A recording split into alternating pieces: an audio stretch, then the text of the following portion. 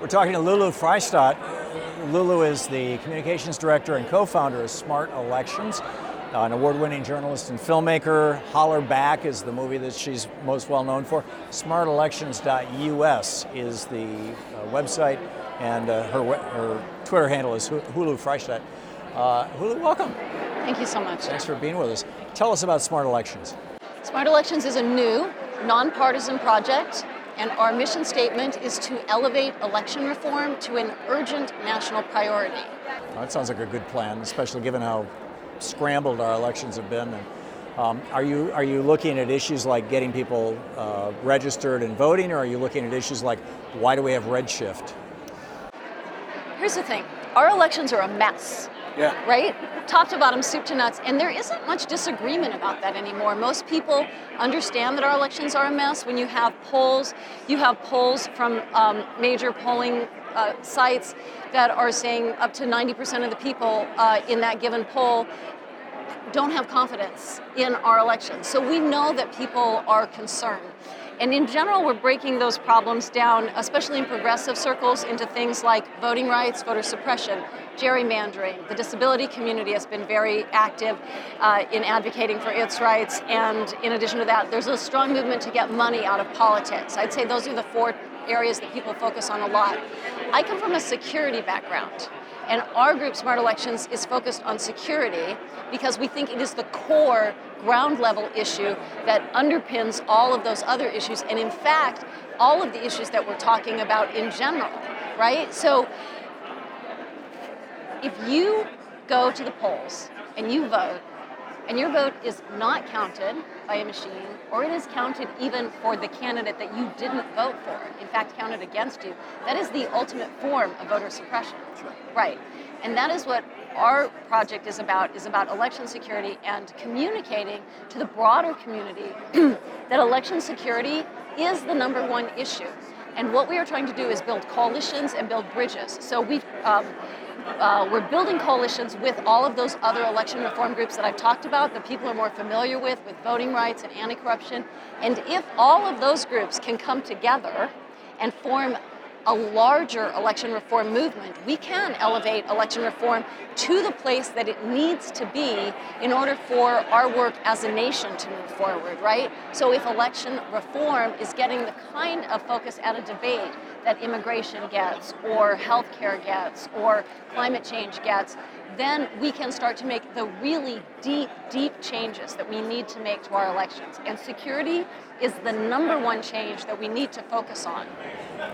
When you say security, I think most people are familiar with voting machines that, The Simpsons did a thing on it, Al Gore, hey, George Bush, you remember that. It's people know that a lot of this machinery is just crackers. Some of it's running on Windows XP, 17-year-old operating systems. But the backroom stuff is the stuff that it looks like the Russians are trying to hack into, the actual tabulators, the machines that the various state and local election boards have. It's where when Don Siegelman suddenly 15,000 votes, vanished in the middle of the night down in Alabama in 2002, I think it was. He was pointing at that. Is that what you're talking about? Yes, what we are talking about, and it's complicated, and it's unfortunate that it's so complicated, but it's really important that we do start to talk about it more. So we have four main vendors of voting machines in our country, and in fact, most of the voting machines come from two of them. 80% of our voting machines come from ES&S or from Dominion. And those two companies, and all of the voting machine vendors actually, have demonstrated very poor security historically, which means that security experts and white hat hackers have hacked those systems that we are voting on repeatedly, over and over and over, in studies, at DEF CON, in people's basements. Those machines have been shown to have vulnerabilities. Dean did it live on Tina Brown's show, Topic A with Tina Brown. You can't even keep track of it, right? You can't keep track of it anymore. I've gone to DEF CON for the last 2 years and demonstrated that one of our optical scan machines that's used in 24 states to count the bulk of absentee votes can be hacked in about 1 minute. How? it gets a little bit complicated, but you take a hard drive basically that is used to program the machine, and you put a malware program into that drive. It's Just plug it into a USB port on the machine? It's not a USB port exactly. It's a zip disk. Do you remember zip disks? Yeah. These old machines, they run off of zip disks, and you plug a zip disk in it that has your malware on it. And so if you can just get near the machine with nobody looking. there are tens of thousands of people who have the kind of access to the machines that could do this. And you don't actually even need access to the machines. Many of these hacks can be done remotely. A lot of the machines have modems in them. There was an article in the New York Times by Kim Cedar about how they have stingrays, and stingrays are... They intercept your cell phone call, yeah. They intercept Wi-Fi signals. So if the votes are being sent over a modem, a stingray could interfere with that and change that. That might either be an actual tabulation change, or it could just be votes as they're being sent to a website. The votes can be changed.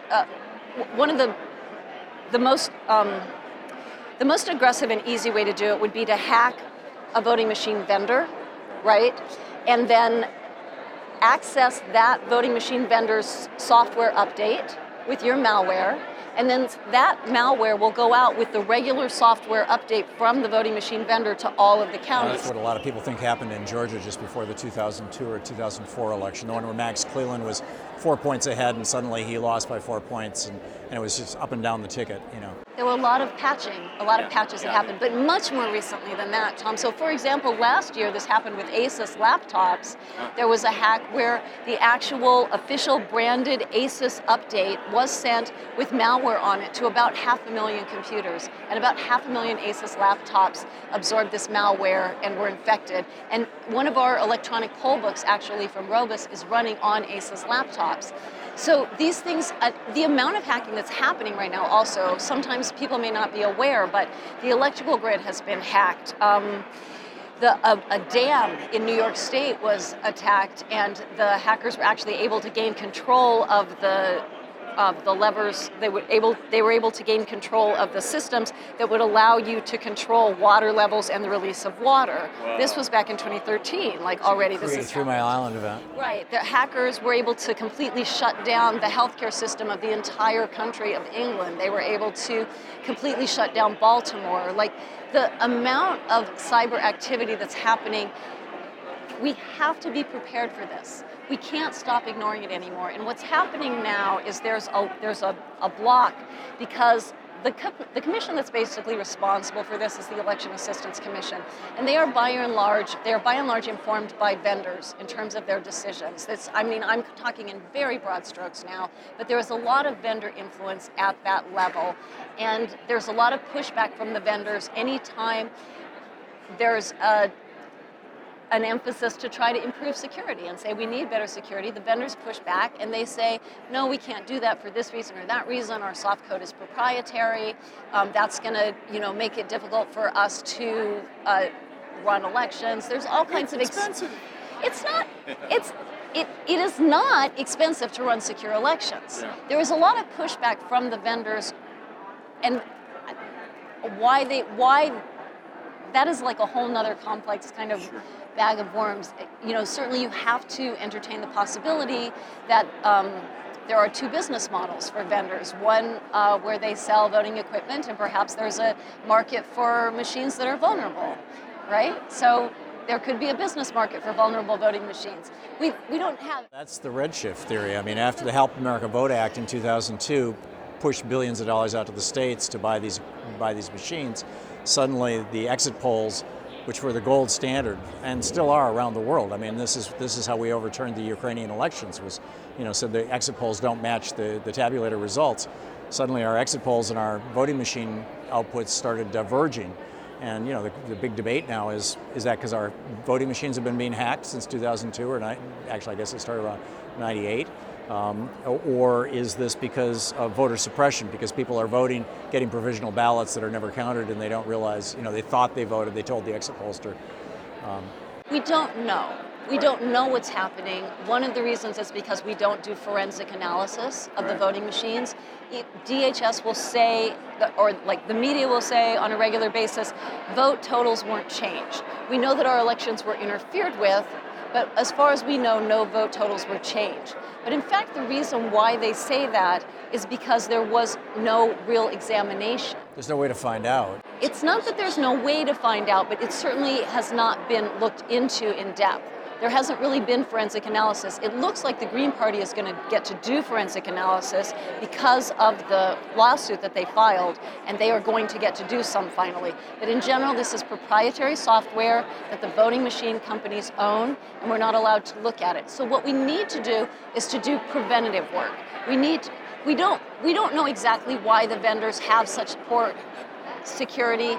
We don't know if it's profitable for them to have poor security or if it's just laziness. What we do know is that they have had poor security historically, year after year after year for over 15 years. And now what we have to do is protect ourselves. And how do we do that? We do that by getting hand-marked paper ballots for anyone who's actually able to mark a ballot by hand, and ballot marking devices for those who cannot mark their ballots by hand, but ballot marking devices that are not vulnerable. There are some types that are more vulnerable and others that are very vulnerable. So we have to start making these decisions. And I don't like to get too much into the weeds with it, but what I say to people and what we are saying to people at Smart Elections is that this has to be one of your core causes. If you care about immigration or you care about the climate, you have to care about election security.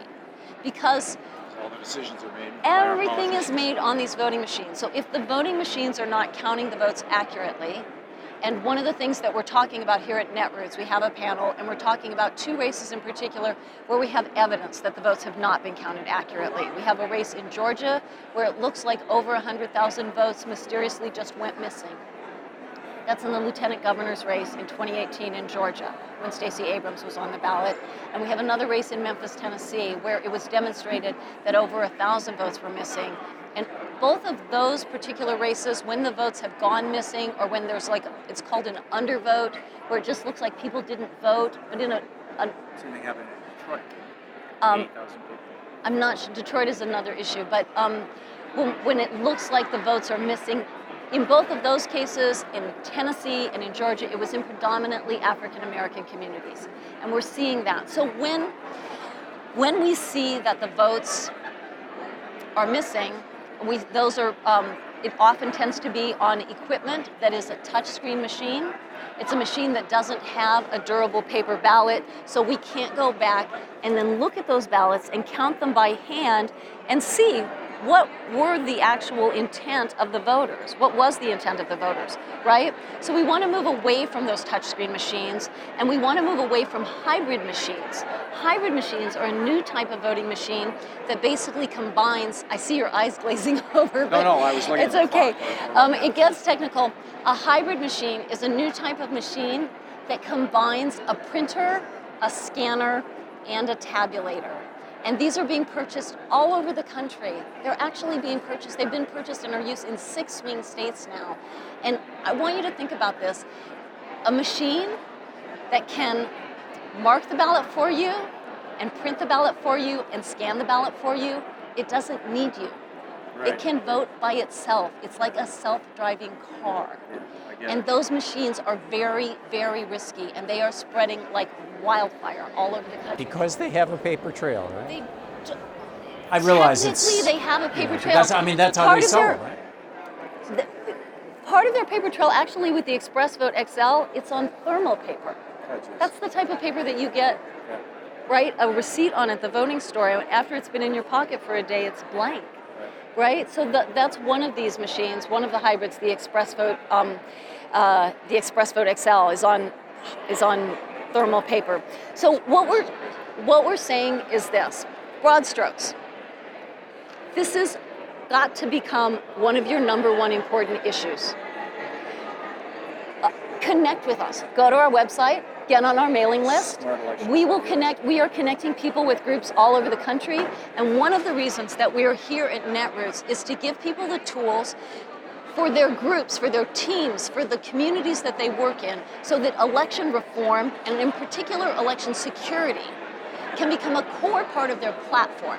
Because we all have to work together. These are complex issues that involve money and lobbying, and we have to work together to change them. Lulu Friesdat, thank you so much. Thank you. Good luck.